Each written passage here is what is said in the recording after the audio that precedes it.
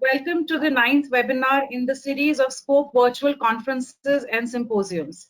We have received an overwhelming response for today's webinar with over 800 participants joining us live on the GoToWebinar platform and many watching live through our YouTube channel and other social media platforms of Scope. Today, we are honored to have with us Shri Sailesh, Secretary DP, with us, along with an esteemed panel of experts who would be guiding us through the webinar.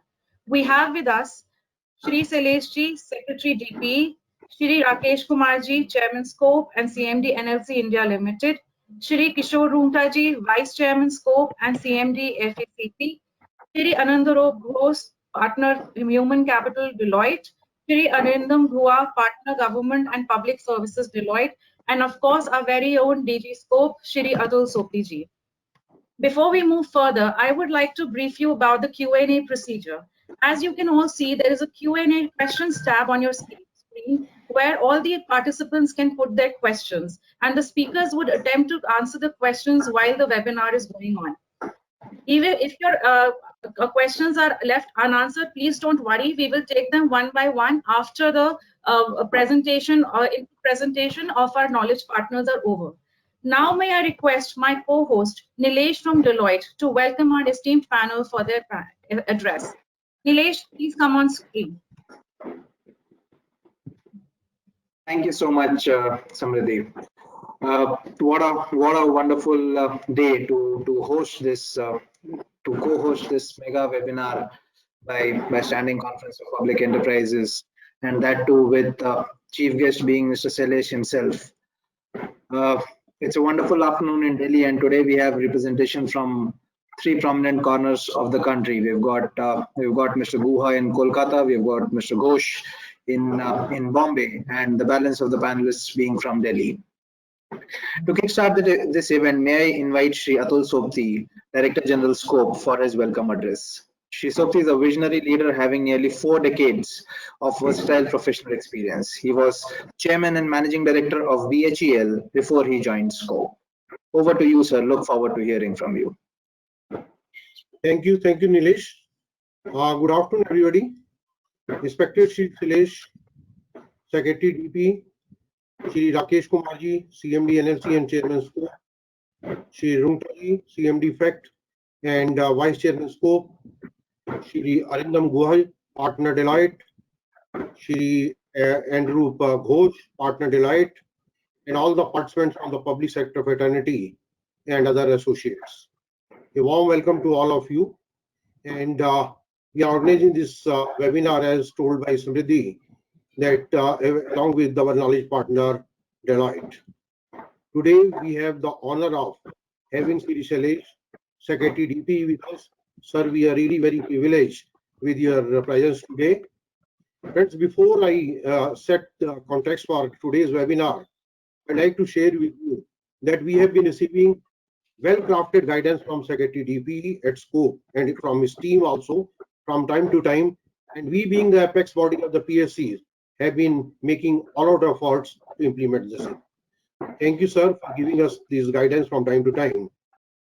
It's my pleasure to inform you also and to share with all of you that we came out with a special supplement of our monthly magazine, Kaleidoscope, on the occasion of the Public Sector Day, which also included a message from our secretary, and which was incorporated in the magazine, and we got a very encouraging response from the public sector members and all the associates.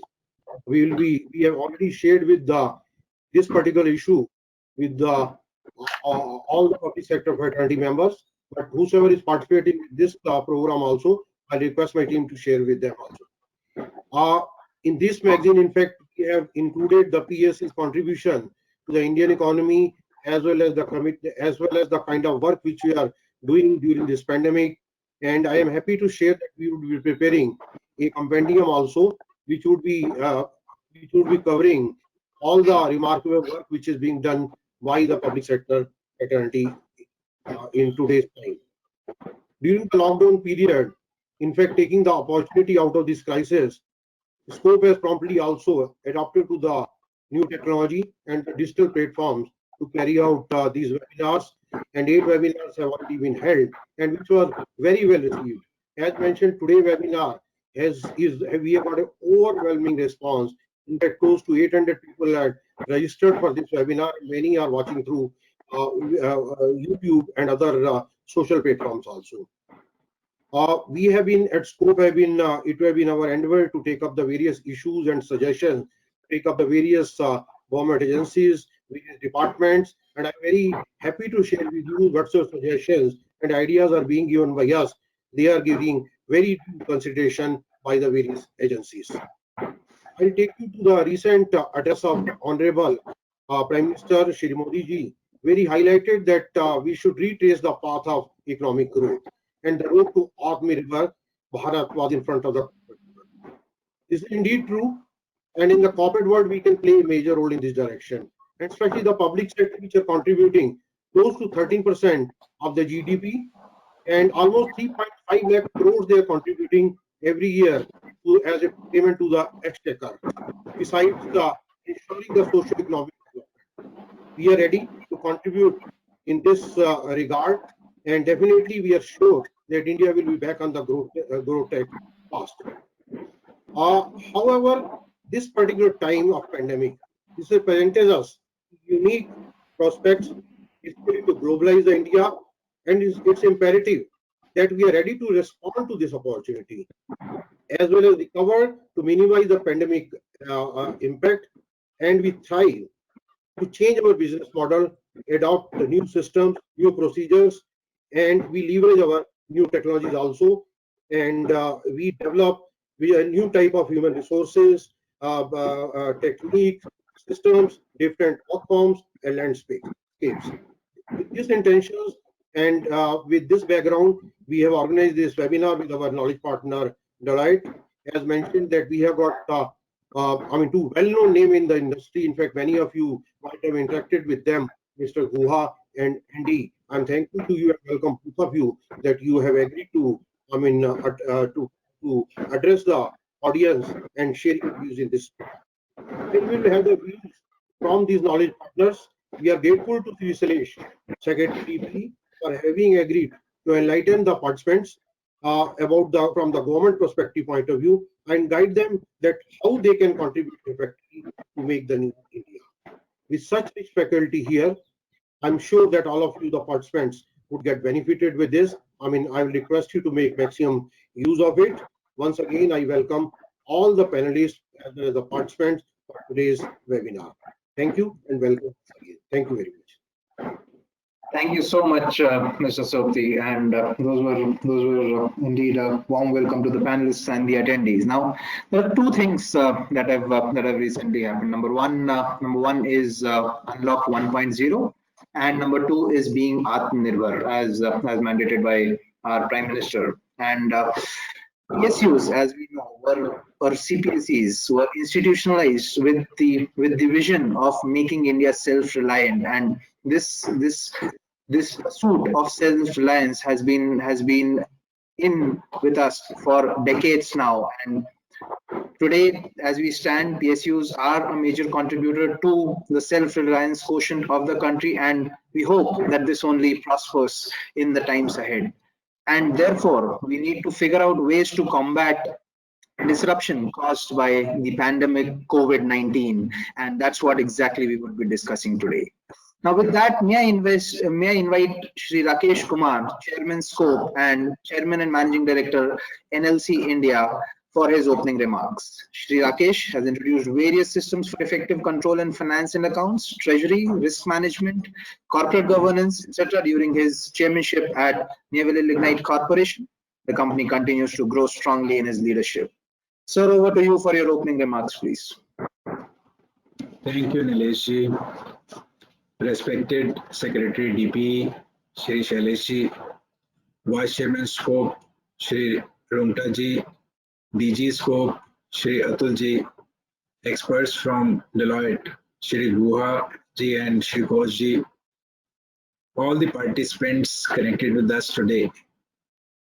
It gives me great pleasure to be amongst all of you today on this webinar organized by Scope in association with Deloitte.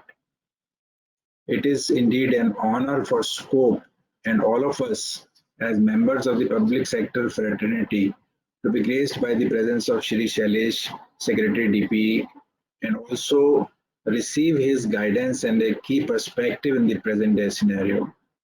Compliments to DG Scope and his team for tirelessly working to explore new subjects and policy issues that may be of benefit for the public sector fraternity. And I'm so happy to note that gradually the participation is increasing, and today we are getting the attention of 800 plus participants in this webinar. Today, the world is faced with an unprecedented challenge of a scale that is unimaginable.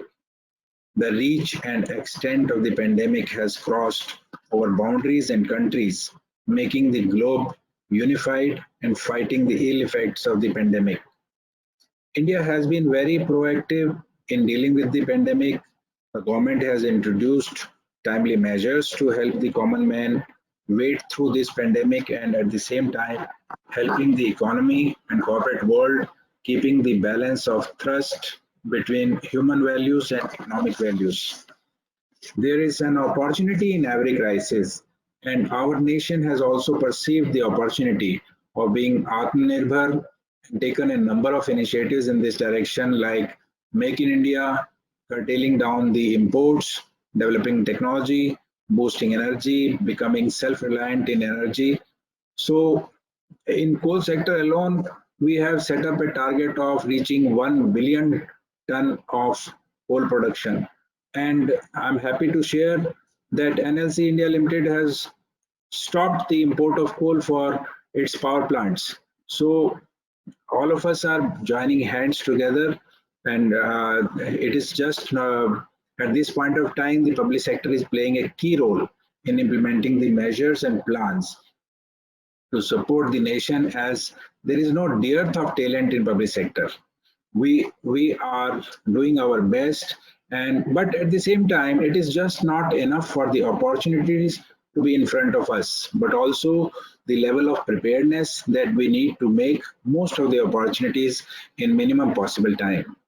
This is the very aspect that makes today's webinar very important for all of us to learn, not only to respond to the pandemic, but also to the opportunities that lie ahead, and also to prepare and equip the CPSEs in their respective domains with tools and traits that would go a long way in returning back to business and ensuring that they excel in whatever they do.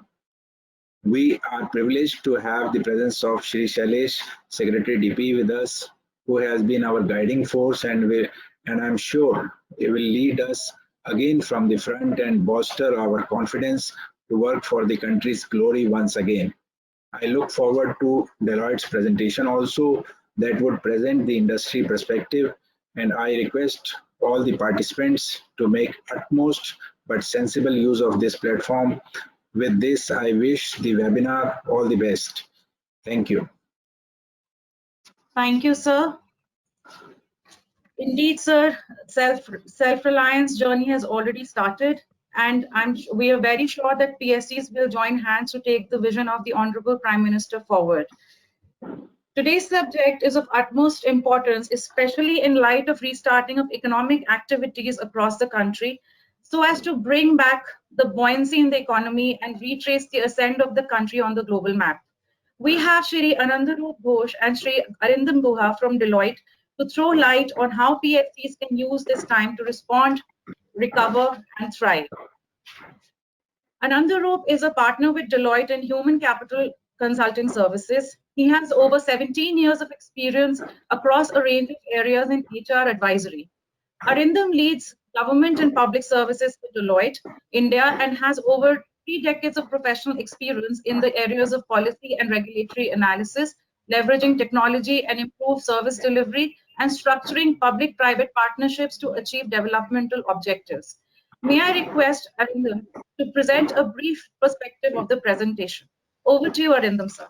Thank you so much, and this forum is really special for us, because we have seen 2 things. One is in the context of emerging economies like China, we have seen the importance of public sector units in enhancing the robustness of the economy. As Deloitte, we have been working with Scope for the last 4 years, if not 5 years. We have been working with Scope and the Indian Chamber of Commerce in managing the Scope Excellence Awards. So we are well aware of the strength of the Indian public sector enterprises. So, which is why this forum is really special for us. In today's presentation, we will essentially be looking at 3 dimensions. One is, of course, the basic construct is what do enterprises need to help them steer in the current period of uncertainty? Because we are facing a situation which we have never faced before.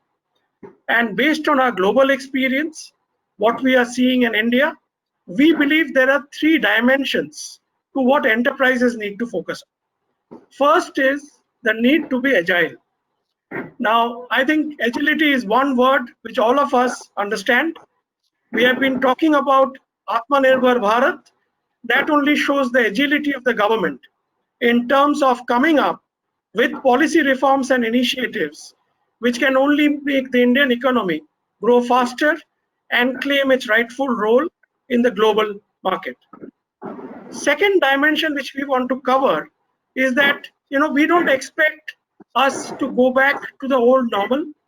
COVID-19 is here to stay for some time at least, and we will have to adapt to the new normal.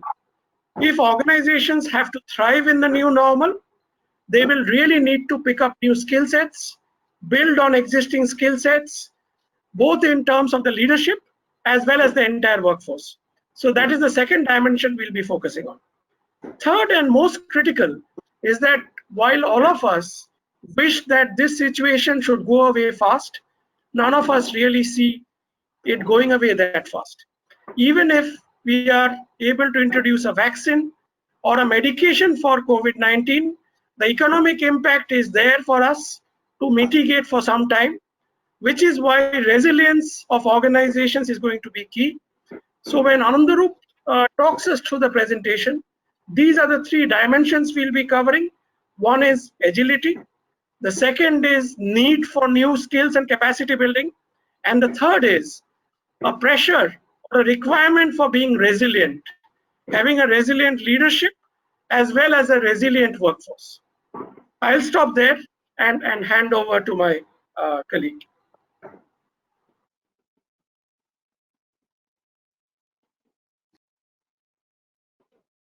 Thank you, Arindam.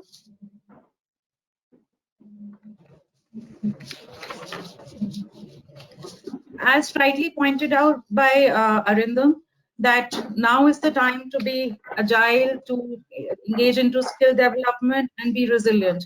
So we are looking forward to your and Anandarup's presentation today, Arindam. But before that, we need to receive guidance from our leadership and our chief guest, Shri Sailesh Ji, Secretary TP. Sir is a 1985 batch IAS from the Assam Meghalaya cadre. Prior to taking over as Secretary DP, Sir was Secretary Ministry of Minority Affairs.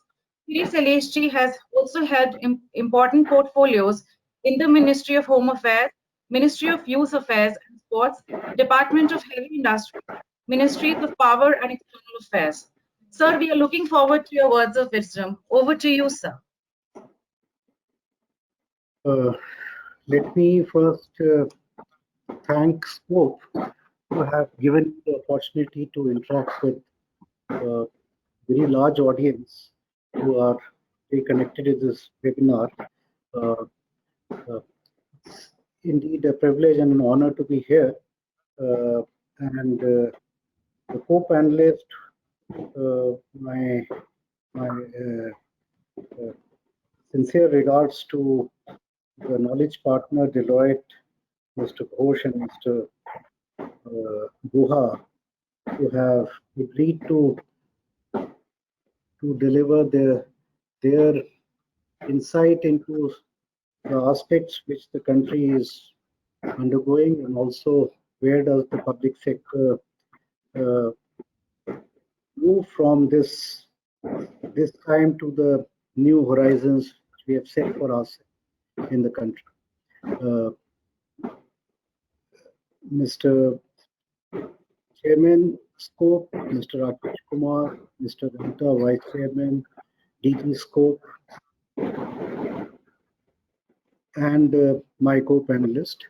I would first like to highlight that we have been passing through a very critical time due to the pandemic, and the first responders, in addition to the government, within the government structure, have been the health sector, the local administration, the state governments, and in maintaining the essential commodities and essential supplies, it is the public sector. So my compliments to the public sector who have performed extremely well, have maintained the supply chain and essential commodities flow during this lockdown time period, which we have undergone, and many states have still they are still continuing with various restrictions.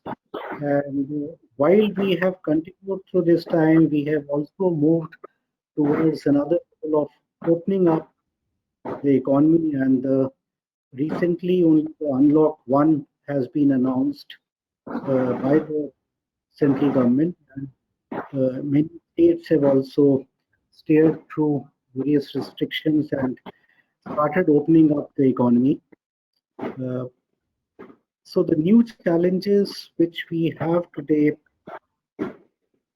for the public sector, I would like to unfold in terms of the different standards of the workspaces which we are slowly adopting, the need for digital interventions in our day-to-day functioning, which will be the new normal for some time to come, and it will be beneficial to the country, and also many things which we had a foresight to do in much longer duration, we will be galloping due to the requirements of the time. And a strong workforce of public sector, nearly 10.5 lakh employees, who are the employees of the CPSEs.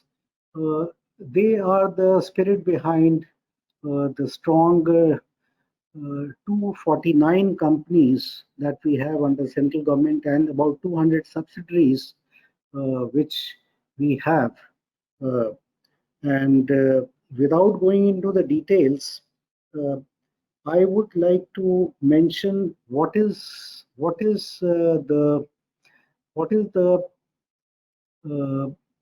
the standards in which I would like to evaluate the performance of the CPSEs, and in this critical juncture, what is expected out of the public sector in terms of the value creation and in terms of benefiting the country, and the roadmap that the government has for public sector. As been pointed out, that there is a reassuring scenario for the country in terms of economy, and we expect that the reform process that is already being undertaken for the last 4-5 years will be continued with the same vigor and strength, and the new paradigm of Atmanirbhar Bharat, which we are speaking today, has various touch points where public sector has to perform extremely well in terms of the value creation, in terms of the GDP contribution, in terms of a strong network that it has created in our economy. You will be glad to know that the public sector has has led to a strong network also of the MSME sector. I was taking the data today, and nearly 40,000 crores was transacted by the public sector in terms of the procurement which they made from the medium and small sector enterprises. And today, when we are talking in terms of uh, building our economy, in terms of our difficult circumstances, uh, I would not hesitate to mention that in addition to the economy, the growth which we have to ensure through the MSME and the agriculture sector, the farm sector, public sector is also standing on the same footing to increase the investment, to increase the uh, new innovations, to build the strategic outreach globally and the footprint not only of the local supply chain but also of the global supply chain. So when we are talking in terms of the Atmanirbhar Bharat, we are we are we are also including a very important and significant role that the public sector will continue to play in this process. Uh, the the pact the announcement that the finance minister recently made in terms of a very promising and an important role in the sectors in which the public sector will continue to grow. There is also an element that entire economy has been opened up to the private sector. So a very constructive and a collaborative effort between the private sector and a public sector will continue to be made, and there is no sector which is now which will not be addressed. There is no uh, there is no particular sector where private sector cannot come, but at the same time the public sector will continue to be a very important important elements of the economy in the strategic sectors that the country will notify uh, in terms of the new policy that is already uh, has been uh, has been mentioned by the finance minister, will be announced at any point of time. Without going into further details which will come, let me mention what are the important contributions that are expected out of the public sector. Uh, since we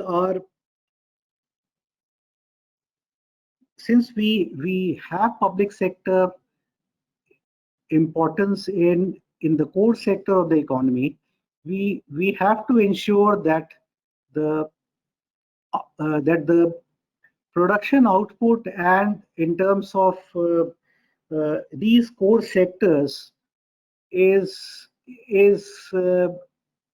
has a growth potential, and any impediments to this growth is reversed, whether it is an exploration of oil, or whether it is a refining capacity of the oil sector or the gas sector, whether it is a power sector in terms of the million units that we have to produce, both from the renewables as well as from the conventional energy sources, whether it is a coal mining or say any other mining, uh, we have to ensure that the production and productivity of these sectors is robust. And that is most fundamental, because in many of these sectors, the pricing is not within the control of the enterprise, and it is basically determined from the global market. And there I must mention that we have to evolve that public sector sets the same benchmarks, global benchmarks, which are the best in the world, and it is our endeavor to uh, these global benchmark ranking for all our core sectors in the years to come. Uh, we already have something on the steel sector side, and Steel Authority has been working towards achieving those standards so that not only they can compete locally, but they have to compete globally from the giants. Uh, there, in today's time of the pandemic, there is a small opportunity, not a small, I think there's a great opportunity that we are also working towards attracting the foreign investment. We are also working towards the growth of new manufacturing and new industries that may come to India uh, because it is attractive to invest in India. There is a favorable climate in terms of the reform process. Uh, Many areas we have reduced taxation and other favorable framework. So we expect that a lot of private investment will be attracted towards India, and there is an element of collaboration from the public sector to have an outreach and global footprints. We already have established a lot of footprints in the oil and gas sector, uh, and we will continue to do so favorably in the future. I must mention that there are challenges where we have to address our attention. Those challenges are there in terms of the productivity gains and those areas where we have not been able to perform so far, we have to ensure that our investment and returns are there, and many public sector which are finding through a difficult times are able to reverse that trend and be more profitable uh, in the short run and also in the long run. Uh, the aim of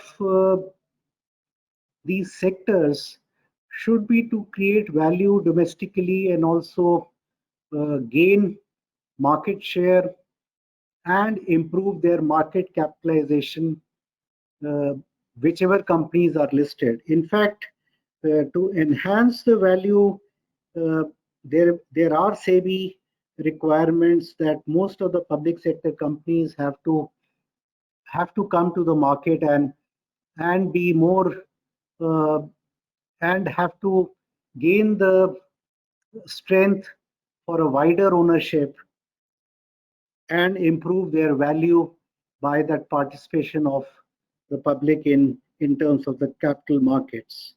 Uh,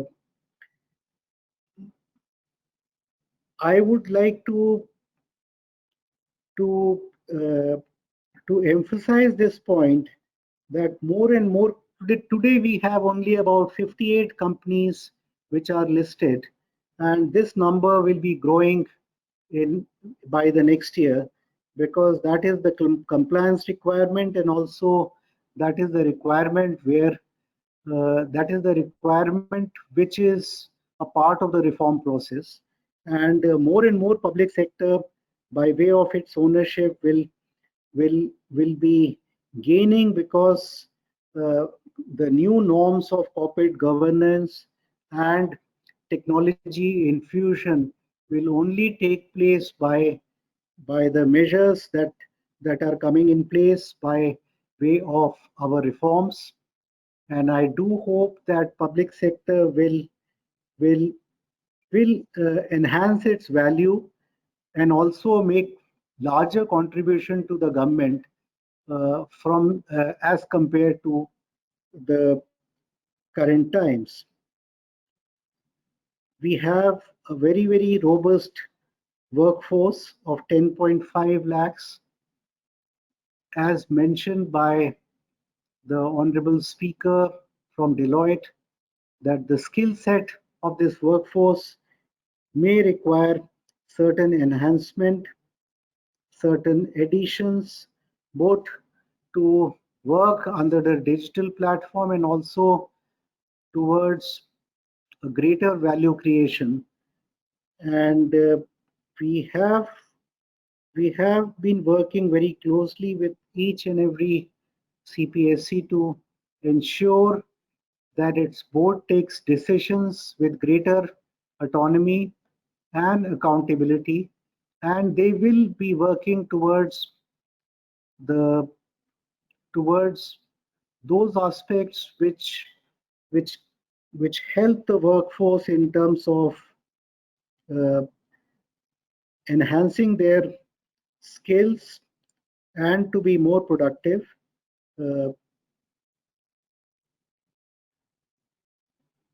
I must also mention that the present times may require certain changes in terms of the need to be adopting certain safety standards, which each of you individually and as a company will adopt. And because we know that these circumstances have to continue for some time, and therefore the twin objectives will be to have the safety and higher standards of such measures which the government and health ministry has announced, and in addition to these standards, to have those practices which will involve that day-to-day operations, and the essentiality of the services are maintained, and the aspects of economy which are required to be done by both public and private sectors are taken to the highest level, and we continue with our reform process as has been announced by our leadership, and we stand committed to them. I would like to end with this, that our joint efforts and scope will have to perform an important aspect in this to represent the public sector at all forums where the requirements to put across the point of view of public sector arise. And today's webinar has that aspect to address and to enlighten what are the needs in which public sector can contribute towards the new India, towards the aspirations which have been put across to us by the leadership of the country. Thank you very much.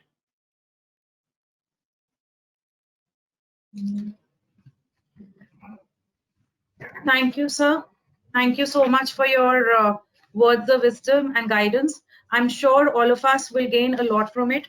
As you correctly said, sir, that PSEs need to take necessary steps and to achieve greater heights. And sir, we assure you that under your guidance, PSEs will take all the necessary steps and initiatives to ensure that the country reaches a new height and makes Atmanirbharta a stepping stone for maximizing its global reach.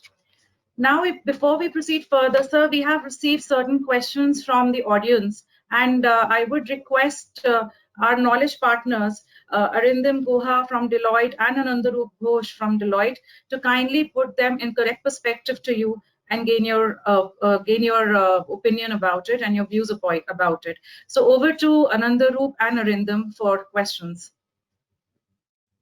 Thank you. I think we have already heard you speak about how the public sector enterprises can step up in the context of this situation which the country is facing. Would you have any additional thoughts around Atmanirbhar Bharat? Any specific areas where you see public sector units contributing in a much bigger way than what they are doing today? You see, Atmanirbhar Bharat has placed a very high expectations on public sector. If I have to be very sector specific, I think I'll not do justice, because every public sector will have to follow, will have to create an architecture in which they have to increase their investment. They have to ensure that they continue to innovate and stay relevant by competing domestically with their counterparts and also globally in terms of their outreach. In fact, I'll not be satisfied if any public sector only has a footprint domestically. I would expect that, like the oil and gas sector, many other sectors, including consultancies which are existing in India, they go towards they foray in, they put their investments and their outreach in the countries where we can be relevant, where we can be competitive, and we can add value to the company. So it doesn't remain that their operations are restricted to India. If it is a power sector, I do see they have an opportunities in our neighborhoods. They already are collaborating with in number of projects in Bangladesh, in Nepal, in Bhutan, and also in Sri Lanka. And we have a strong defense public sector enterprises who have taken upon themselves to drive the exports. We were earlier importing many defense equipments, and we are now transforming those entities to not only produce and make in India, but also to drive our export in the defense market. Similarly, I must say the railway public sector, the enterprises which are part of the Ministry of Railways, they are also venturing into many countries with their expertise in setting up the units and in setting up the facilities in many countries, both in Asia and Africa, and also in Middle East. And there are consultancies which are actively contributing and collaborating in many countries in the world. So I see it as an opportunity that while we will be a very attractive destination for many enterprises to come in India and also collaborate with public sector, I also see a very robust growth of our PSUs in defense and railways and many other. I need not specify whether it is in oil and also power and also mines, that they have, and steel, of course, where they will be establishing global standards which they are already working towards that goal. So I don't see that their value will only be created in India, but also globally. So thank you so much. It's extremely useful because, in fact, that I was, that's the second question where the audience was really keen to understand. In terms of Atmanirbhar Bharat, as we know, that in addition to self-reliance, we are also talking about a larger share of global value chains or global supply chains to be taken by India. And I think you have covered that as part of your response in terms of how public sector units can contribute to that part as well, where it's not only about the domestic market, but it's also about global markets and exports. Now, are there any particular organizational capabilities which public sector units, according to you, would need to strengthen further if they are to successfully play in the changed paradigm? You see, as we know that there will be enhanced competition.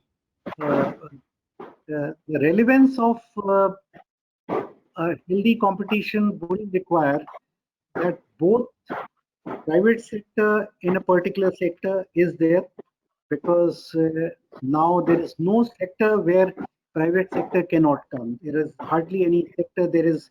So we will expect that competition will be coming, and public sector will be competing with the best capabilities in a scenario where they will be competing with the best of the world. So whether it's a petroleum, whether it is a gas, they will be best standards will be available in India to be which they have to compete. And we already know that our companies are no less.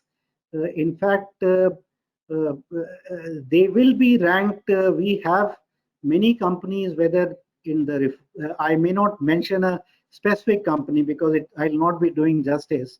In fact, all my 249 public sector entities have that qualities to be a part of the best in the world. It's just that we need to be continuously innovating. We need to put much more resources in research and development. We need to bring in the best of technology, and we need to put in the investment. The capital expenditure requirements will be enormous, and I must say that capital will be scarce. So the public sector may have to go to borrow the money, and they must borrow at the favorable terms. You may not have a surplus from your own resources. The level of investment that will be required. Already we have reforms in the power sector where PFC and REC will be advancing loans to the state DISCOM, because that is the requirement to ease the and to make the distribution sector more efficient. So there are the sector specific reforms. I have limitations of time because each sector, steel sector for instance, has a different set of requirements. A power sector is already moving towards the reform. The generation is already moving towards the clean energy. We have increased emphasis on renewables. The efficiency of our refinery has to match, because the pricing is such that we have to compete and stay relevant to generate that surplus towards our enterprises. So we are seeing that the best of the standards are the standards for the public sector. So now in this environment, if we have to stay relevant, and we are already staying relevant, we have we have this strong presence of public sector. So I don't think so that I have to worry that our public sector will not be best in terms of the standards and in terms of the returns that we expect.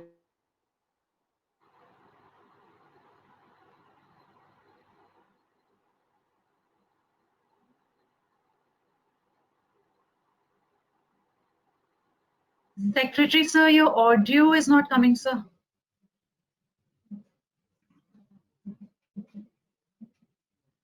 Thank you, sir. Sir, your audio is not, now it's, sir, your audio is. Question answer. Yes, sir, now it's okay, sir. Yes. Yeah. Okay. Yes. I hope my audio was all right while I was responding, or was it breaking? No, I think the Sir, message was loud and clear. And Okay. thank you so much for those useful perspectives which you shared. I'm sure they will serve as valuable directions to our public sector units which are represented on the call. Thank you so much for those inputs. Thank you. It's a very strong panel, and I do hope that you will take this forward, and I will see the further deliberations that take place today once I'm over with my other commitments which I'm required to be present there. Okay, thank you so much. Thank you, sir. Thank you so much for your guidance, and thank you, Arindam and Anandaroop, for your short putting the perspective of the questions very clearly. And thank you, Secretary, sir, for your time and for your patience with us. And sir, it's very encouraging that you'll be seeing us even while you have other commitments. So thank you so much, sir. It's very encouraging. And so with your guidance, I'm sure public sector fraternity will rise up to your expectations and to the expectations of the government of India. So thank you very much, sir. Now we will be taking up the presentation with Deloitte, and they will be briefing the audience about the respond, recover, and thrive strategy for CPSEs. So handing over to Anandaroop Ghosh and Arindam, who incidentally we have a very interesting mix of the speakers today. One is from the government and regulatory sector, and one from the HR capital services. In fact, Anandaroop has even spearheaded the third pay revision committee deliberations with scope. So yes, audience, we have a great panel with us, and please do enjoy the presentation and do let us know what you would like to ask. So over to you, Andy, for the presentation. Thank you very much, Samriddhi. I hope I'm audible, and it was great listening to Sailesh and to all of you over the last half an hour, 40 minutes. I'll try and keep this as direct and within the time frame that we have for us today. What we wanted to do was, and I'll skip a few slides at the beginning of the presentation. What we wanted to do fundamentally was that there is a lot of news that all of us here see that travels around, which is negative, which is about how things are not going well, how many cases are increasing, what is the mortality rates, and all of the kind of things that don't make for pleasant conversation at the beginning of the day. And that's what we read every day when we open our newspapers. What we wanted to do was to actually look at it in a slightly different light, to say that it is what it is. We are where we are. There is nothing that we can do about it. There is some realities that exist. What we have to focus on is what do we do ourselves, because there is a bigger future ahead of us. And to do that, what we wanted to show was this graphic that is called the Kubler-Ross, the stages of grief curve. Now this is more from a social sciences perspective, but everybody goes through these stages of grief or of challenges in their lives. We see how we initially start with denial. We basically do not agree that this could be happening to us. We then get angry about it. We feel that there is so much trouble around us. How is this happening? Then we go into depression, and then eventually there is acceptance, and eventually there is commitment. In the overall landscape where we are today, we are perhaps in this valley of despair, where we are uncertain. There's uncertainty about future for ourselves, about our health, health of our families and our loved ones, the situation in the economy, the situation of job market, all of those things. And there is worries that keep hitting us every day. The large worry is that this is and we all have been talking about the fact that this is a one-of-a-kind event. And therefore, we don't know how it will end. And therefore, we don't know how it will go from here. What we wanted to do the next 15-20 minutes is actually try and rephrase that to say that, to ask a few fundamental questions. One, is this really a black swan event? We call it a black swan event very often, but is this really a black swan event?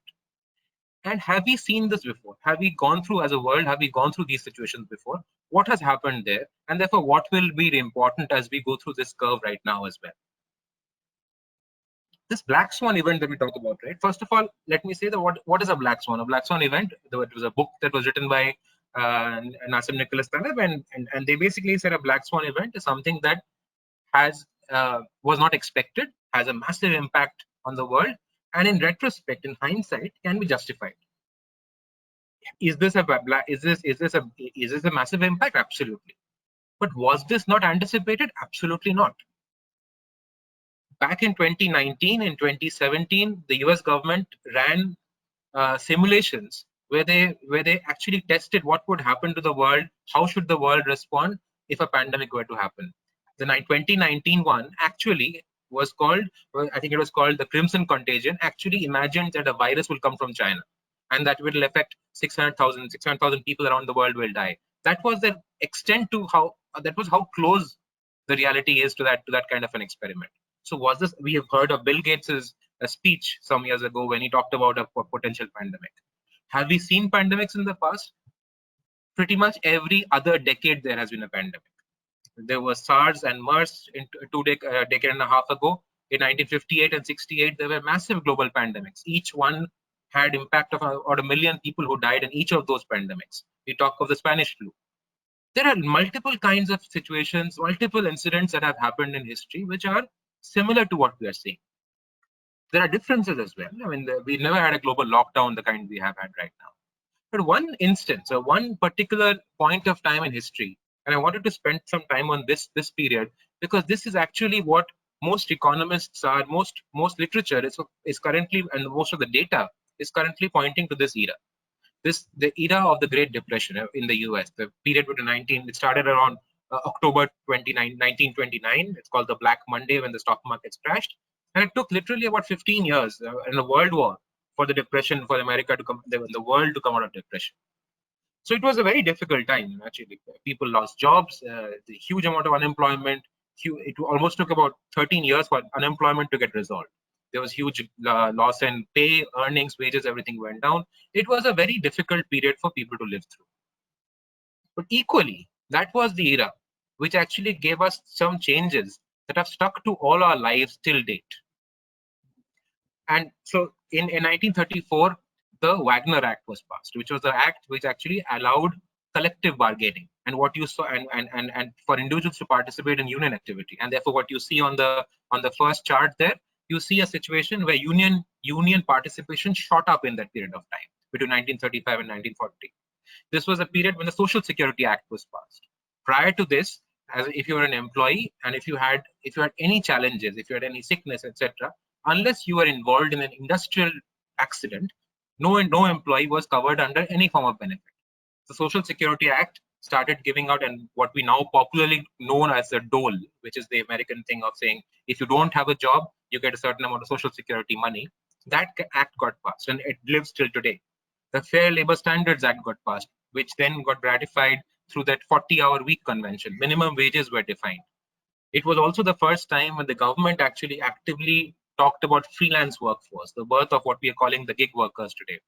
Women's participation in the workforce shot up in this period of time. It started after World War I, but this was the period when it really accelerated. And then there were a variety of such changes. And fundamentally, what was important is society's structure, principles that people live through, labor standards, standards of employment, what companies thought of from an employee perspective, all of it changed. And there's a small description in this chart here where you see that benefits as a percentage of your salary costs doubled in this period of time. Prior to this, there were no benefits to employees, or there was minimal benefits to employees. A lot increased over this period of time. And on a lighter note, the first soap operas of the world came around at this point of time as well. Soap operas were cheaper to produce in their original concept, and it also allowed PNG, which used to create soap operas, to allow for marketing. So all areas of world, of all areas of our life, start getting impacted. Why am I talking about this? Talking about this fundamentally to say is that when we are looking at this period that is in front of us, we've just gone through 3 months, literally. We've gone through 3 months, but as you look at it in the next few years, or what lies in front of us, we are actually going to see a lot more change come about. If I can move to the next slide, Nilesh, the important thing to remember here is also these are the periods of time when you will see some of the most prominent brand names, the most prominent companies that you recognize today were born during this period. And I will not go too much into the names and so on. You know all these names. You've seen when these companies were born. These were born in the times when the world was actually going through some recession or depression or the other. HP during the Great Depression, companies like Uber and Airbnb and so on in the last great financial crisis, etc. So you've seen companies have changed, people have changed, societies have changed in this period of time. There are some reactions, and if you go to the next slide, there is a lot of research also around this, and I like this research that I wanted to talk about here a little bit is in terms of the research that was conducted by three professors, including Professor Nitin Noria, who is the current dean of the Harvard Business School. And what you will see of these three researchers, the important thing that they say here is that after a recession has happened, and they studied about 4,700 organizations. After a recession, pretty much after most recessions, 20 to 25% of companies have gone bankrupt. 10 to 12% have actually flourished. And what is it that makes a company flourish?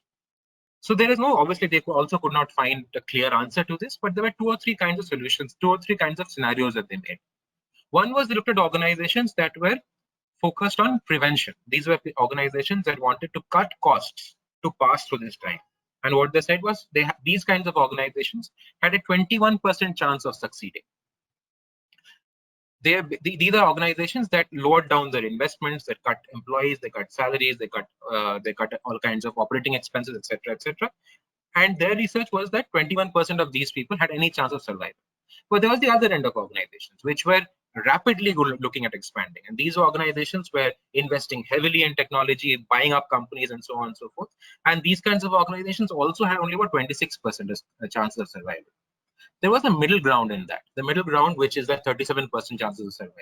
These are in organizations that take a balanced view. They take a view that there are some costs that need to be optimized. There are some investments that need to be made. The story is not about either or of saying that you have to just reduce cost or just look at acquisitions and growth. You will see this time as well, there'll be a lot of acquisition opportunities around all of us. There will be companies that will be cheaper and they'll be easier to buy. And we saw that happen in the 2000s and so on. Companies went on rapid acquisition mode and suffered as a result of it. There'll also be organizations that will not invest in new infrastructure, that will not invest in new factories. And 5 years or 7 years down the line, they will realize that that lack of investment will make them struggle far longer into the future than their competition. The search is in the balance of that 37%. And while we don't know what that balance is for your organization, there are 3 things that, and Arina mentioned that when we were starting this conversation, there are 3 things that we feel are important. And if you can go to the next one, this is the 3 are the capability to be agile, the capability to constantly reskill ourselves, and the capability to show resilience. And we spoke about this. I will not spend much time, but the fundamental point is what agility, and it means different things to different people. But at its core, it is the organization's ability to renew and reinvent itself. It is the organization's ability to constantly find and do it in a manner which is fast and which adapts for the changes in the environment. And I'll give you an example to this. It's an interesting one. Again, goes back to the same Great Depression era. The first example of agility in an organization was when Lockheed Martin pulled together a group of people in a desert and in 140 days designed the first fighter aircraft for the US Air Force. People didn't think of it as agility perhaps at that point of time, but organizations did it instinctively. And the ability for organizations to think agile to make these kinds of innovative changes makes them successful going forward. Reskilling is something, again, we have discussed. To be agile, you have to be able to constantly reskill yourself. Reskill not just yourself as an individual, but reskill the organization overall. And to be able to be agile and to be able to reskill yourself, you need to have leaders and individuals who have the ability to be resilient in this current situation. Resilience, if you look at it, if you imagine a stretched band, you extend the band goes back to being in its original form. It's elasticity, right? Resilient is about being able to be pulled in different directions, but to know where the core lies. It's the ability to come back again to your core. If I look at these three things, and if I look at organizations and all of you as you think of these three things, these are, again, I mean, a lot of you must be thinking these are nice sounding words, but what do they mean in reality? Do companies actually do this kind of things? So what we did was, and this was an interesting research that we did, and I wanted to just spend a couple of minutes on this. And if you can go to the next slide. 96% of organizations say agility is important. Almost 10% actually show some kind of agility. I think it's an important thing to realize this, that we all talk about it in principle. We all talk about it in the fact that it is a great thing to do, but how do you do it fundamentally? And we have actually seen, we've worked with organizations in the last 10 odd years in helping them go agile. We've worked with companies in India as well. And there was an oil and gas company that designed an agile organization structure. There was a telecom company that created an agile customer-facing units. So there were things that people were doing around the edges. But then came COVID. And if you can go to the next slide, Nilesh, what we saw in the last 3 months is fundamentally, next slide, Nilesh, is fundamentally the point which actually shows how organizations can actually be agile if they truly were pushed to be agile. Look at, I mean, we've been like somebody was mentioning, we've been associated with Scope for quite some time, and we have participated in multiple Scope events. Literally, on one of the days when lockdown was announced, a couple of days before that, there was supposed to be a conference. Scoop always had large conferences. It's a large conference center, and Mr. Sopti is very proud of taking us all to the conference center, having those conferences. The agility of organizations to shift that entire mode, create a platform like this. Technology adoption. Large organizations have talked to us about how they always had things like Microsoft Teams or Zoom or what have you. Nobody used them. The usage of those kinds of tools shot up in this period of time. There were organizations in the FMCG industry, for instance, which had and if you think about it, it's the most traditional model, the model of a salesperson going from shop to shop to the territory sales manager who goes from shop to shop to collect orders from a retail shop and collect the cash for the last order. In the last 3 months, that wasn't happening. But the sales didn't stop. You still got your soaps and you still got your toothpaste from your shops. It's because the model got changed. And this, if you think about it, and people did it on the phone, on WhatsApp, money got transferred through online payment channels, all of the processes worked. Companies just adopted to new environments, and that is fundamentally agility. Now, we did that. We went through all of this fundamentally because we are pushed to doing it. The risk and the challenge before all of us is that when things go back to normal, will we go back to our earlier self, or will we remain or retain some of the agility that we have seen at this point of time? I'll give the FMCG example again before I move to the next part. In FMCG, just the fact that the salesperson wasn't visiting shops anymore cuts down costs tremendously for them, because this whole route planning, the whole process of a daily allowance, travel allowance, all of these things cost a lot of money for the sector. But if that can be done sitting in your office or home or whatever the new format of our workplace will be, that's an enormous savings of costs. And with that, the last point there was around the fact that if you have to be agile, you also have to be willing to learn. And just a quote that I think represents it very well is that there's nothing about literate or illiterate. It's about the intent to know. It's about the intent to learn. And if you look at it, this intent is not just, if you go to the next slide, Nilesh, this intent is not just about an intent that will be shown by individuals alone. It is an intent that will be shown by individuals. It will be shown by companies and organizations, and it will be shown by government. Globally, there is enough evidence of how people have done it extremely well. And I wanted to cite a couple of points around this. Like, and this is a quote that I really appreciate. This is from Eric Schmidt, who's the Alphabet, the holding company of Google, who basically said Google's recruitment focus is on learning animals. and again, another example from that world, Mark Zuckerberg of Facebook says that every year I need to set a new learning goal for myself. One of the world's largest conglomerates into multiple businesses, heavy engineering businesses, etc., sets aside $12,000 every year for training of their employees, no strings attached. It is not as if you spend those $12,000, you have to spend a particular time in the company, etc. No strings attached, $12,000 per year every year. And the HR head had a very interesting point to make. Her point was that it is better to have trained people leave than untrained people stay. And that is the kind of construct that companies need to start working on. And we are seeing this happen across governments as well. I mean, if you look at the government in India, there has been the skilling movement. In Singapore, the government has a Skills Future program, which every individual gets a certain amount of money that is being given to them every year to develop a particular kind of skill. But the important thing, the reason why we're talking about this, is that we are at a point where we know that the future will be different from the past, where we know that for us to be able to survive in the future, we have to be faster, we have to be agile. But to be agile, it is not enough for us to think that we need to be agile. There needs to be skills, capabilities, and training that needs to be built within us as organizations and as individuals for that agility to succeed.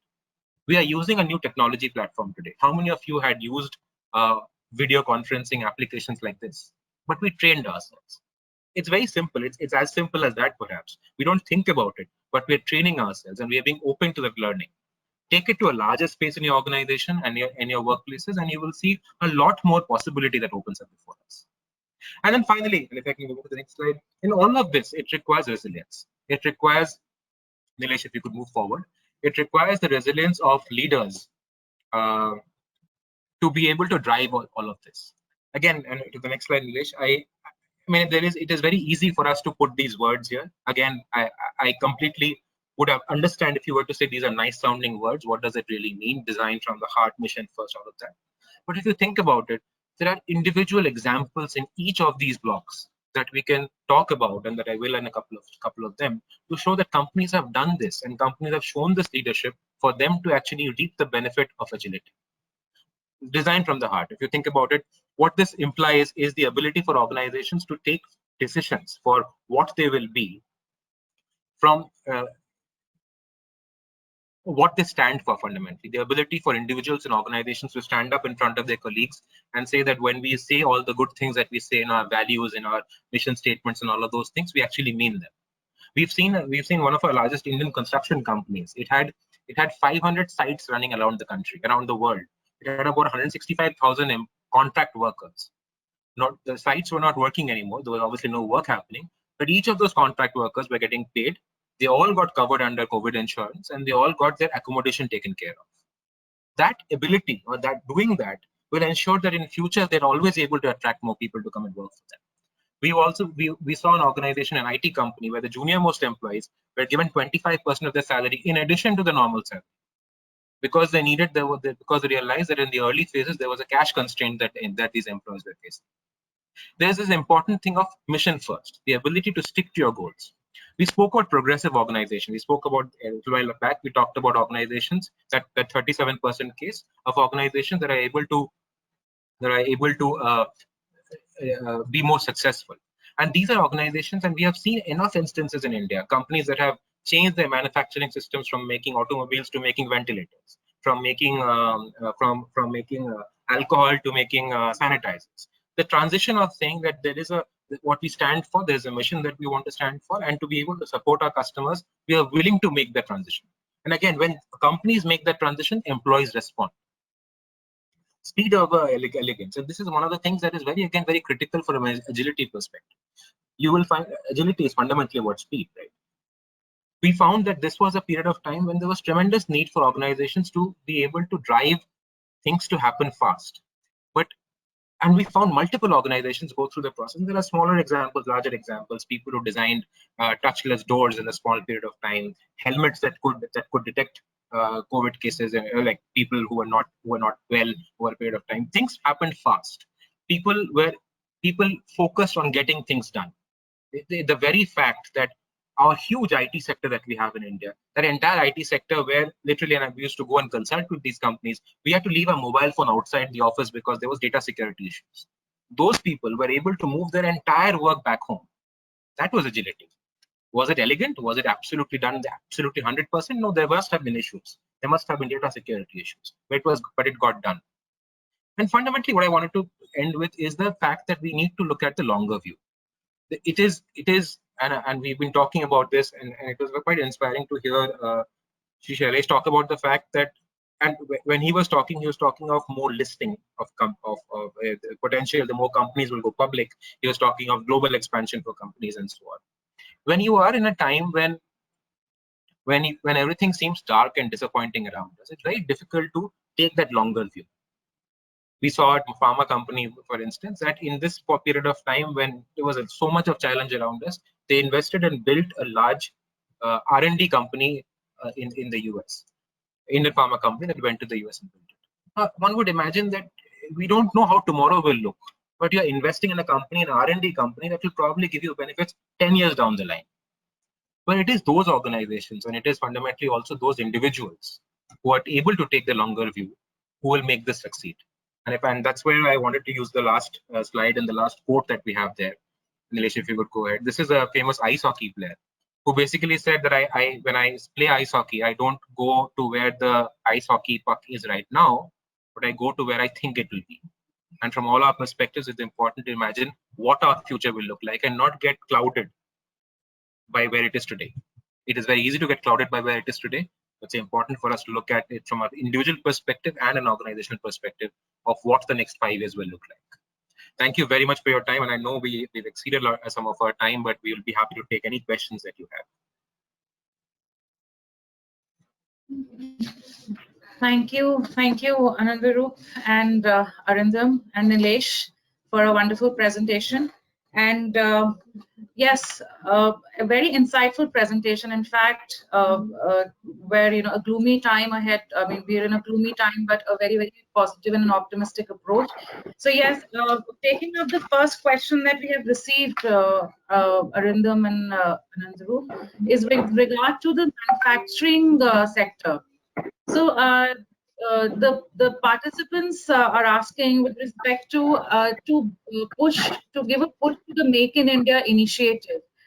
How much do you think, and how should I mean, already the imports from other countries are being reduced, but how do you think that PSEs can further ensure that imports from other countries can be reduced in order to ensure that we are Atmanirbhar, especially in the electronics and machines and engine industry?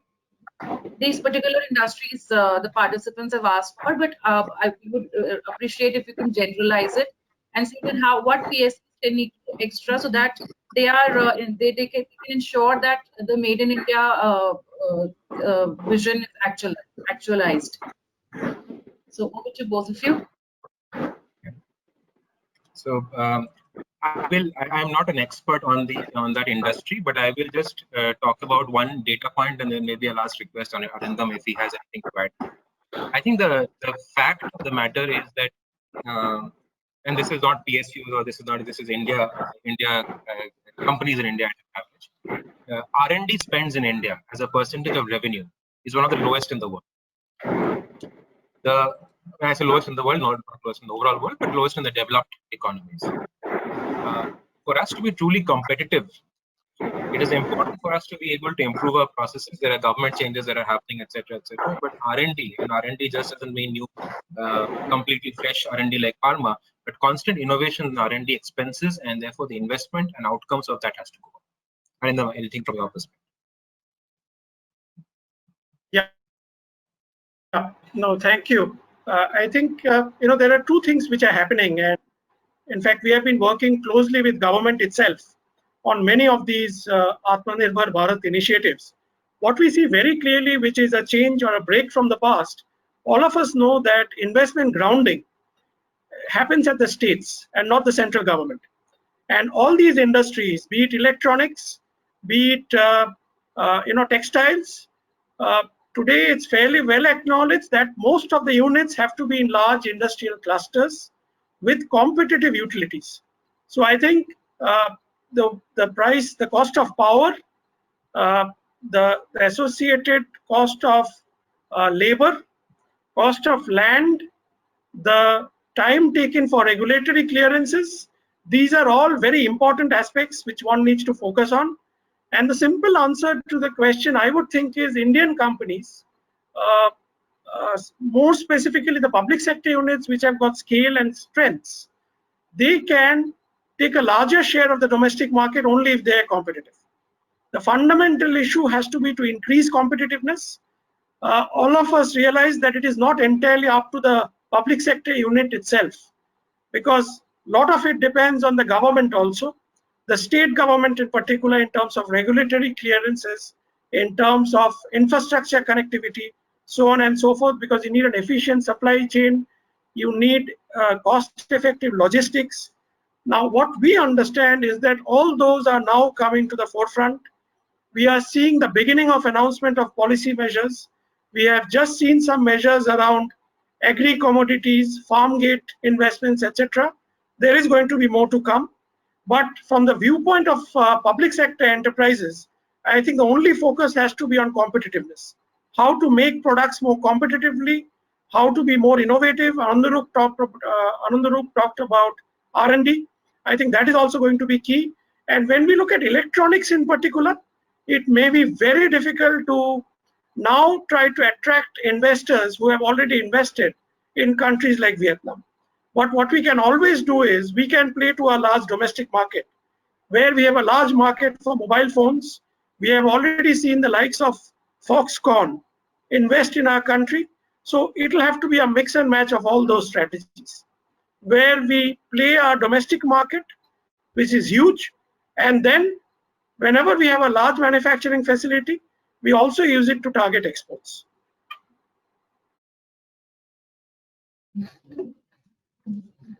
Thank you so much, Arindam. Indeed, indeed, a very. We actually need to wait and see how things will progress, and then only we can actually think. We can talk.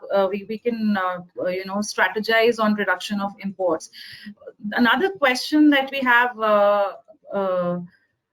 Arindam, particularly to you, we would like to put it. In fact, someone from the audience has asked this.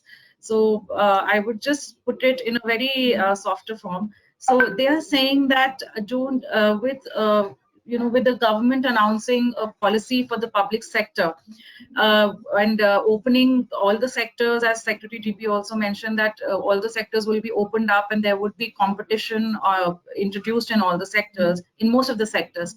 So do you foresee any, do you think there would be any disturbance in the public interest and the social welfare of the people, which is an integral part of the public sector enterprises? Speaking, I don't see that at all. I just think that, once already many of our public sector units are dominant players in their respective markets, they're extremely competitive, they have the best of practices. And one has to be realistic, overnight, no private sector can really come and make those kind of investments which have already gone into public sector enterprises. Because you are playing at scale, it is very difficult for new entrants to challenge that kind of market position. Now, coming to, I think, issues around social security, etc., I think, not only the public sector, more particularly in the private sector, we are seeing a very drastic change in terms of the nature of employment. In Deloitte, we call it the future of work. But I think increasingly what we are seeing is that people on their own may not like to look at one particular career throughout their entire working life cycle. They may like to try out new options, and that is how the world is panning out. The generation after us, they are also very, very impatient. We may have continued in a particular profession all through our life, but what we see in today's the people who are entering the job market is that they would like to try out new options. They are also more entrepreneurial in their requirements and aspirations. So I think what we are seeing in India, again, a right step by the government, we are seeing increasing social security coverage, universal health coverage in the form of in the form of Ayushman Bharat. We are seeing now already some kind of public pensions which is coming in. So I think between all of this, we don't really envisage any kind of drastic change which would be adverse to our people at large.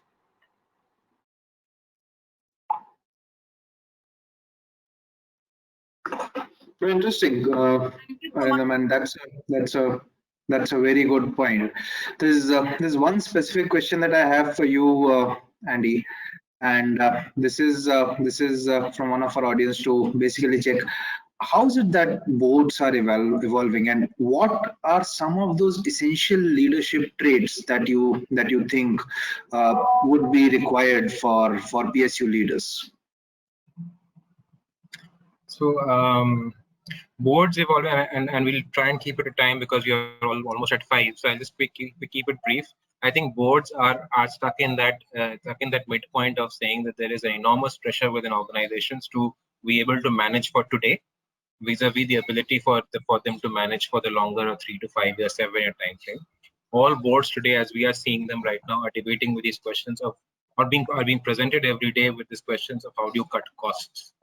There isn't so much a discussion on the growth agenda, but that is that balance of looking at how do you cut costs today while building that growth agenda. That's the biggest challenge that boards seem to go through, and that is not just a private sector or public sector. I think that is across the board. And that balance is what organizations need to.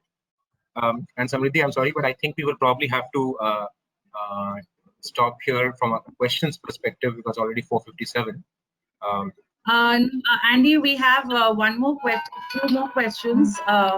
One is we are being joined with the CMD NTPC, Mr. Gurdeep Singh. He would like to ask you one question, so be patient for another 2, and then we'll be closing it. Technical team, can we patch in Gurdeep Singh, sir, please? Sir, are you there, sir? Yeah. Thank you. Can you hear me? Yeah. You, sir. Yes, sir, we can hear you. Please ask your question, sir. Thank you. First of all, let me take one caveat that I joined a little late because I had another meeting which I could not really even ask for the deferment. The question is that you might have genuine address, so that's the reason I just brought this aspect. That today we are discussing about the PSUs, and as you rightly said, that PSUs have great strengths, and specifically when it comes in the size. So what my question is that to be agile, what exactly the word which was being talked about, and to have a very prompt response to the situations. What are the changes which is required in the structure and the decision making come governance in the public sectors? I think that should be the brass tack, some kind of things we should discuss rather than many things what you rightly then discussed which are important to be deliberated and to imbibe, but practice and the theory really differs at time. Sure. So let me tell you what we define. There are 5 broad sort of what we would say are 5 hallmarks of what makes a agile organization. One is that that structure is not determined or defined purely by decision making, and the structure is not purely defined by hierarchy, but also by a network of teams and cross-functional teams who are also empowered to take decisions. Now it's difficult to think of it like it's sometimes difficult. It's more easier to say than do, but if you look at the last few months, and you have seen this happen across organizations as well, where people have come together in groups of empowered teams and have taken decisions on how to make the business, how to drive business continuity. I'm sure that's something that you would have seen in all your organizations as well. The second thing about if I can interject, I think in any crisis, the government works much better and much faster. And you would have seen in Amphan, in case of Kolkata, or you seen any of the election, any kind of thing. What my request, and we can keep it for some other day, not a problem. But the question is that what are the real changes what we need to bring? Because otherwise we will keep discussing like classroom. Yeah. Sorry for that. Thank you. No, I think so that is the thing that, and you rightly said that that these kinds of responses are things that you see when an emergency hits us, or when a situation like this hits us. You see far more agility in in people and government and organizations all over. The government also had created its empowered groups when COVID hit. So that is the change is when you are able to make that as a way of life into the longer term as well. And I'll answer in a very personal perspective of where it fundamentally changes. When people don't get stuck in their definition of what my job description is, our fundamental benchmark or yardstick of how or what we do is based on what is my role definition, what is my KPI, what is my performance measure, and how much will I get paid. When people start getting defined by those 3 or 4 things and I get limited or siloed in that thinking, that's when you start seeing the absence of anything work beyond, or people trying to experiment or be able to work in teams, or be able to step beyond their zones. Organizations and there are organizations around the world that are able to do that, and largely these tend to be more in technology than in classical manufacturing, but even in manufacturing you're seeing that happen gradually. But it is about saying that the core of your job is not just what is defined by your JD, but by activities and focus areas that are important for organizations at any given point of time. How performance is managed and measured. Largely globally, if you see that gradually the transition is happening, and this has happened because of COVID as well. Earlier, there has been a long discussion for a period of time on the fact that performance management should not be about 1-year cycles, they should be about shorter cycles. There was this concept of OKRs that was made popular around the world. But companies did not adopt it. Even in the West, companies did not adopt that model. What shifted in the last year is, and if you look at it right now, around the world, companies used to give a guidance for next year that we will do X revenue, we'll do X margins for next year. Companies have stopped giving that guidance. Companies are giving 3-month guidances. That's what the fundamental premise of the performance management system was. Look at outcomes that are short term that build to the longer term, because you can actually impact the immediate and not just completely always impact something that is 12 years down the line. There is that fact that organization structures, the way we have defined them by functions. Classically, all of us work in siloed structures. It is about how you are able to break that siloed structure that makes it important. How do you set metrics around it? How do you measure people against those metrics? How do you see the roles of individuals against it? That is how the differences start happening. And it's very simple, I would say, sir, that what you have seen in the last 3 months, it is about the organization's ability to carry forward what they did in the last 3 months. If they're able to just simply continue to do that for the next 6 to 9 to 12 months, it will start becoming the way of life for them. And that will drive change.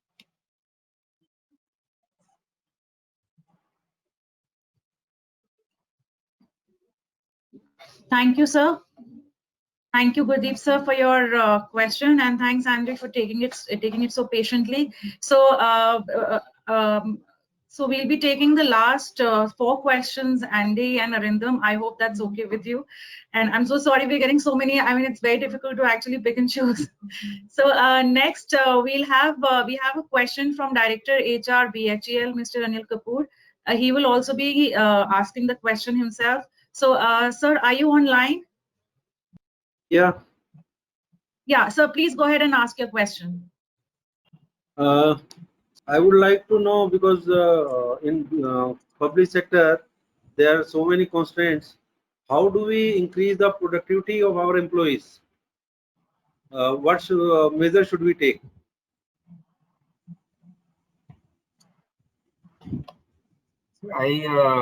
It is obviously difficult for me to address the question in terms of how productivity can be increased. I mean, I wish I could have answered that. It would have made life so much simpler for all of us. But I think the important thing to see here is that it is not about the outcome orientation.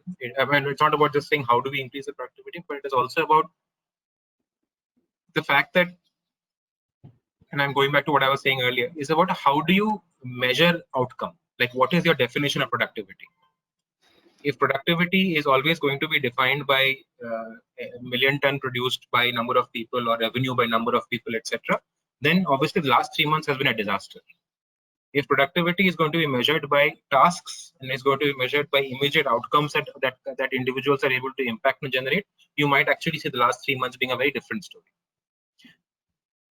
How it can be improved and why it has happened in some organizations that productivity has improved is because people have been, and again, I'm sorry, it'll sound very theoretical perhaps, but I have to still say it because at least we've seen it in action, is because people were given the tools and they were empowered to make the changes. The idea of cross-functional teams, the example that someone was giving a little while back about the cyclone that happened in West Bengal and so on, things changed because people were empowered to make that change happen. If we operate in the same hierarchical concept of how decisions get taken, I'll give you an example of a CEO of a company that was telling us that actually in the last 3 months, I have understood the levels of competence that exist in my organization far more than I'd understood in the previous 5 years that I was CEO of this company. Simply because in each of the meetings that I was participating in, there were far more people participating in those meetings. There was much more discussion that was happening. I could see ideas come from levels of employees that I earlier never interacted with. And when you see that happening, that to some extent at an individual productivity level, that starts improving. But again, to a larger question of how productivity can be enhanced, I think Mr. Kumar, Mr. Sokti, Sri Nungta, you all are doing it on a daily basis. You've done it in your organization, so you are probably better equipped to answer than I am, but that's at least my perspective.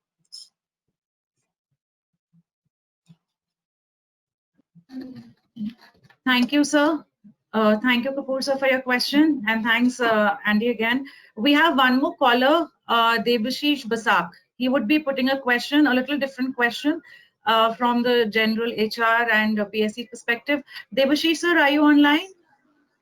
Yeah, madam, I am very much online. Please go ahead, sir. Please ask your question. Okay, very good afternoon to the panelists and to my fellow participants. My question is it the end of globalization, and is it the end of multilateral organizations like WTO? Because now everybody is so much inward looking. So how do you look at this phenomena? Thank you. I think all of us have used let me take a try. Yeah, let me take a try. But you know, that's a very difficult question to answer because I think everybody is trying to figure out the answer to that. But I somehow don't see it that way. You know, I don't think it's the end of globalization, but maybe what we are seeing very clearly in terms of our own clients is that, you know, previously everything was about cost competitiveness. The way the global supply chain was configured was entirely based on cost competitiveness, ease of regulations, and similar parameters. But today, what most of the large companies, and they are the people who actually drive the global supply chains, as you know, because if you look at global value chains, it's all about those large companies, and some of which are, of course, in India as well. What they're looking at today is they are calling it reducing the supply chain concentration risk. That does not mean that they are limited to one country.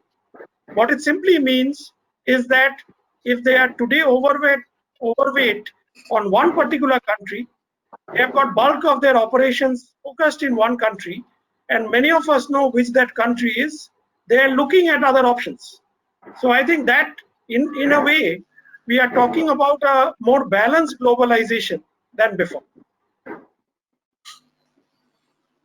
Okay. Thank you. Thank you, Debashish sir. Thanks, Arindam. If I may add to that, globalization maybe will have a new definition after COVID, with maybe new economies rising up. So, so our next question is from Facebook. A viewer from Facebook has asked, how do you foresee the future of startups? Do you think startups can actually be resilient to COVID? Let me take a try on this as well, Andy. Yeah, please. I think, you know, startups, if you ask me, particularly why technology, many others have really thrived on the back of COVID. If you look at many of the state governments today, the kind of technology solutions they are using to monitor their COVID response, whether it is delivery of essential items in containment zones, or even trying to track the incidence of the disease, many of those platforms have been designed by startups. If we look at the alternate testing mechanisms which have come up in our country, that was developed by a Pune-based startup, right? So I think this is the time, if you look at personal protective equipment, you will see that a large number of companies have contributed to that area, some of them being startups. So I think, this is what the advantage of startups is. They are much more agile. They have, because they are not as large as some of the established organizations, they can take very quick decisions, which is what makes them effective in the market. But I think, having said that, what we need to really ensure for them to thrive going forward is to create that ecosystem where they have supply chain and other partnerships with more established corporates, because they need stability. They also need maturity and experience, which I guess can come from the larger corporates. Various studies have been there all over the world showing that even small and medium enterprises can only thrive if they are part of larger supply chains. And that is exactly what we discussed towards the when the respected secretary was addressing us, he said very specifically what kind of support the PSUs are providing to SMEs. And I think the same philosophy applies to startups as well.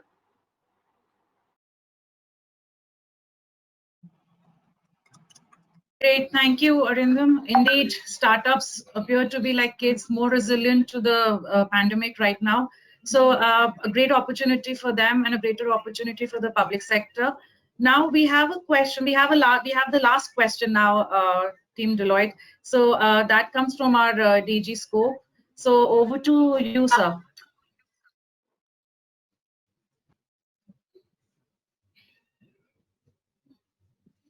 Sir, you're not audible, sir.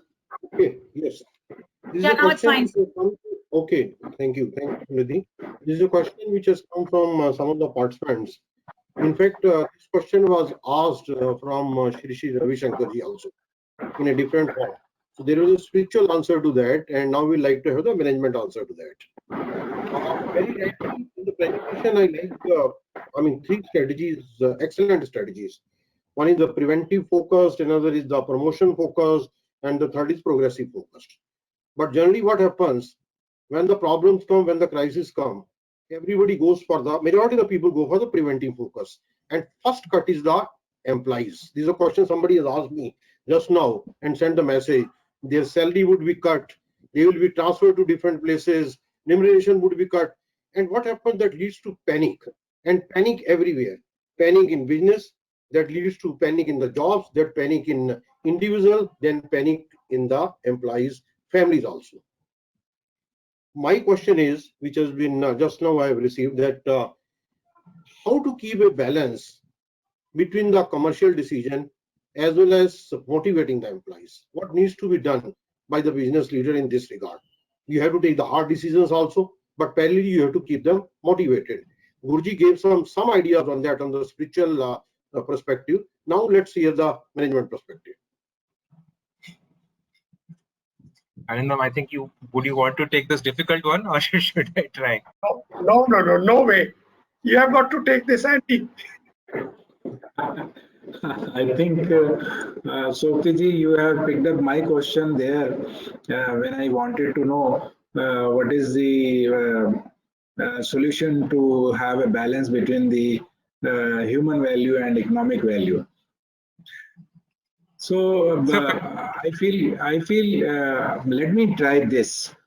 Actually, when we face a situation like this, where the risks are enormous, the uncertainties are without any limits, and we face such a great loss, not only for the economic values, but also for the human loss that we are seeing across the globe. First and foremost comes to our mind is to protect ourselves, protect not only human life, but also human values. It's not only saving lives, but also taking precautions to see that our stakeholders, our be it the workers, the vendors, contractors, anybody, surrounding area, project affected people. We have to take care of people first. And after taking or ensuring that the human life and human values are protected in a reasonable way, we need to focus as we progress. The main goal of protecting the human life is towards the government, and we as a partner, as a medium between government and society, we try to extend and operate those policies. But after ensuring the human life and human values, we need to focus more on economic goals, because rightly said Guru Ji Shri Ravi Shankar, that you corporates should focus on your duty. You should see that how the companies can be made more profitable, so that when you earn profit, you are more enabled to take care of the human values and human life.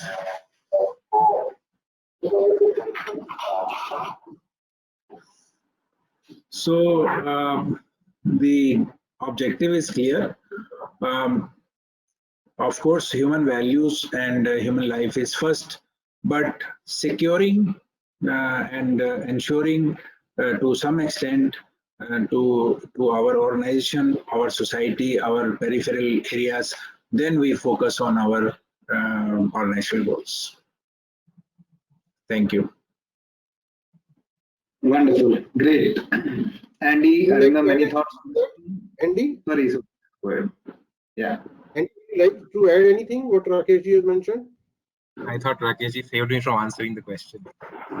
But all I can say, sir, is that there are two kinds of organizations today. One that are making these kind of decisions around reducing people cost, etc., out of a choice, and they are protecting against the future.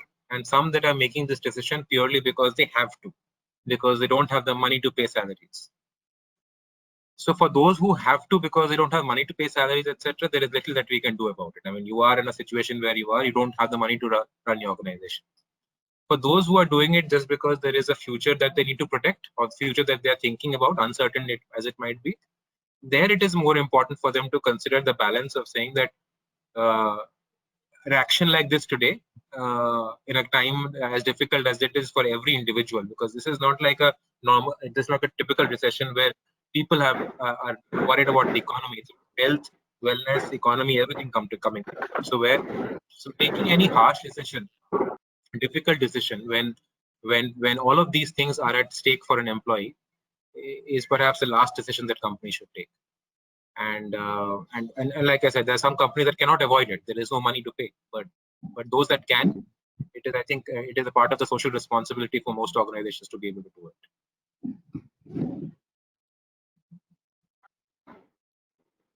I think this was the last question, and we can close the. It was very interesting. And Nilesh. Yes, thank you, Mr. Subhi.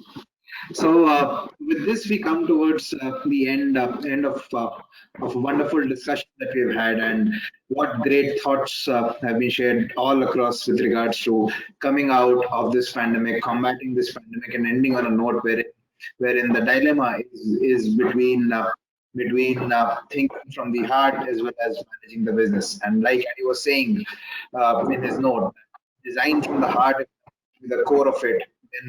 Then as an individual, it is easier for us to talk about macro stuff and say that, hey, look, here is what is happening in the world, and therefore here is what will be the implication. But the moment it hits at micro level, that is when the reality hits him. Like, for example, the simpler decision that we as individuals took during these 2 months of paying or not paying our domestic helps.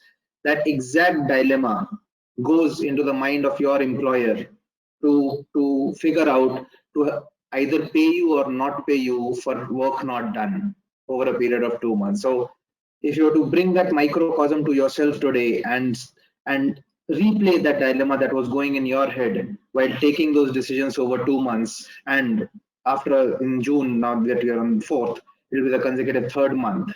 That's the exact dilemma that goes on. With that, I would like to invite Mr. Kishore Rungta, Vice Chairman of SCOPE, on the dais for giving a vote of thanks. Mr. Rungta has a wide experience in the public sector. His decision making has steered FACT to newer dimensions, and even for SCOPE, he is a mentor and a well-known leader that we all really like. Mr. Rungta, over to you. Thank you so much. Thank you, Nilesh. Good evening, everyone. Respected Secretary, DP, Sri Sailesh, Chairman SCOPE and CNMD, NLC, Sri Rakesh Kumarji, DG SCOPE, Sri Atul Sopteji, Mr. Arindam, and Mr. Ghosh from Deloitte, my friends and colleagues.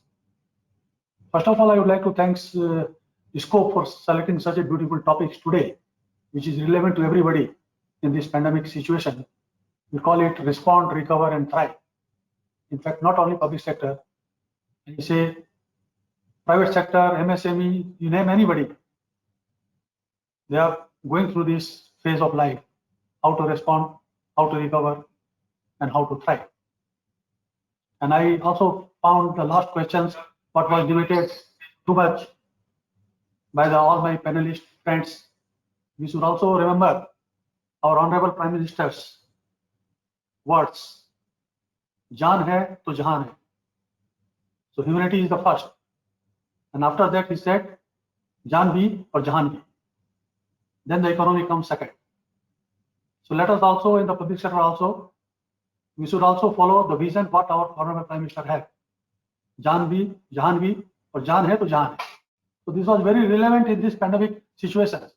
Nevertheless, coming back to the main topic, we are definitely going through this very tough time, and definitely it is the challenge every central PSU is having, how to overcome this crisis.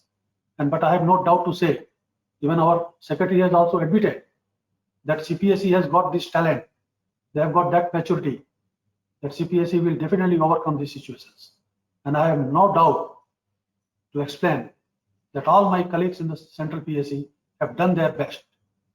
In fact, we have honored the commitment made to the public, commitment made to the society at large. To begin with, I would like to thank Mr. Sailesh, Secretary DP, for coming to this webinar, addressing this webinar, and give his thoughts.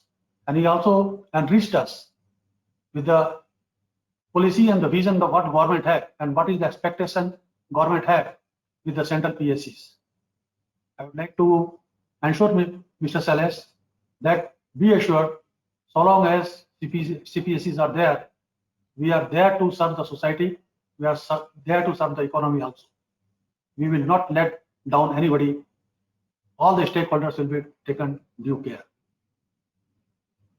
I am also thankful to Mr. Rakesh Kumarji, the Chairman of SCOPE, for sparing his valuable time. He is one of the busiest men. He is also Chairman of SCOPE. He has shared good ideas and vision about the CPSEs. We are definitely thankful to you, Rakeshji. I am also thankful to DG SCOPE for bringing a lot of innovative idea in SCOPE.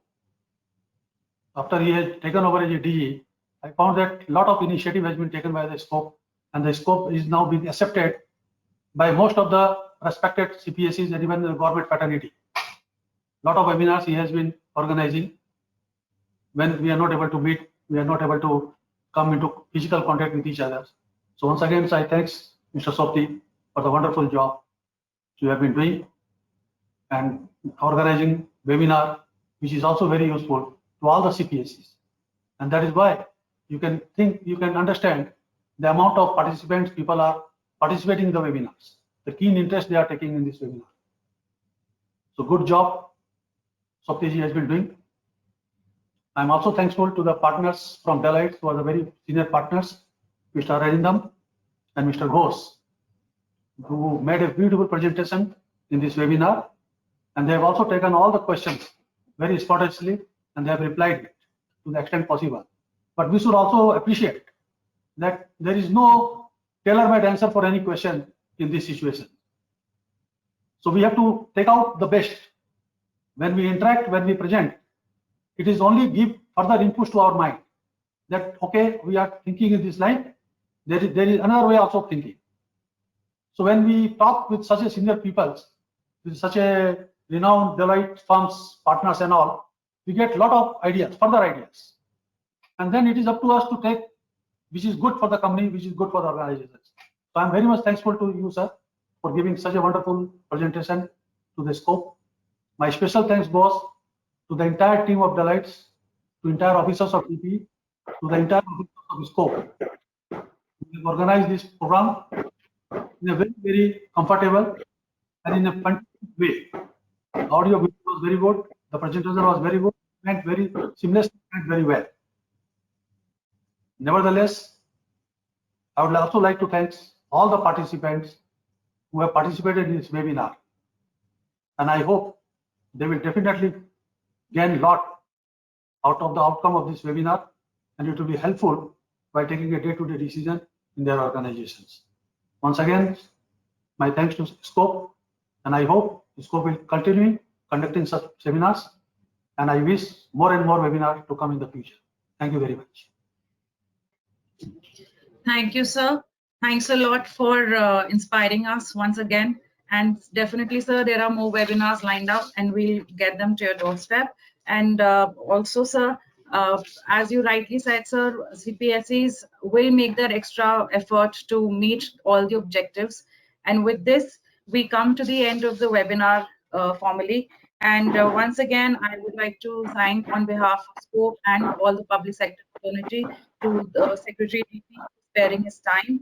And a very big thank you to all the panelists for sparing their time and giving us such wonderful insights and a very healthy discussion on the subject. And of course, to the participants for their enthusiastic participation. And apologies that we could not take all the questions. And we will try, you can share your questions on the email IDs available to you. We will try our best to get in touch with the knowledge partners and have them answered to you as soon as possible. And it's a very interesting observation here that even Nilesh made at the beginning. We are actually here, we are joined in by panelists from all the 4 directions, north, south, east, and west. So with the culmination on all the 4 directions culminating on our desktops. With this, thanks a lot to the DPE team, to Scope team, and to Deloitte team for ensuring that the webinar is successful and seamless. With this, we thank you and sign off today till we meet next for the webinar again. Thank you all. Thank you very much. Thank you. Thank you.